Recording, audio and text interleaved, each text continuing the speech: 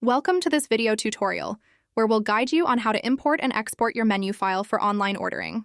First, log into your dashboard. Once you're logged in, navigate to the Staff Accounts section. It's important to ensure that the Import-Export feature is enabled when creating a staff account. If this feature isn't toggled on, the store won't have access to import or export menus. Once it's enabled, you're ready to go.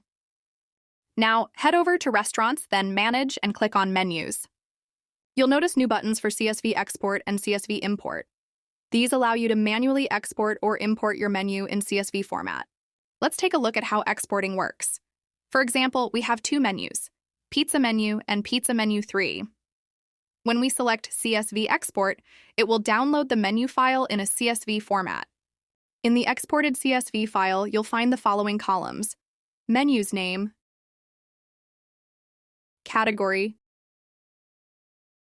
dish name, dish price, dish type, and dish description.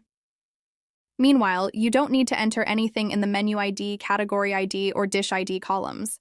You may delete the details in these columns. Now let's see how importing works. Suppose someone accidentally deletes a menu. You can retrieve it by importing the CSV file you exported earlier. Before proceeding, you'll see a prompt. Importing the CSV will overwrite your existing menu. This action is irreversible. Are you sure you want to proceed? Please type import to confirm. After typing import, select the CSV file you want to retrieve, and within a few seconds, the menu will be uploaded back into the system.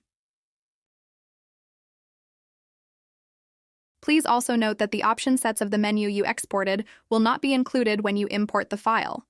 You will need to manually recreate the option sets and item tags in your menu. And that's how you can easily import and export your menu file. Thanks for watching.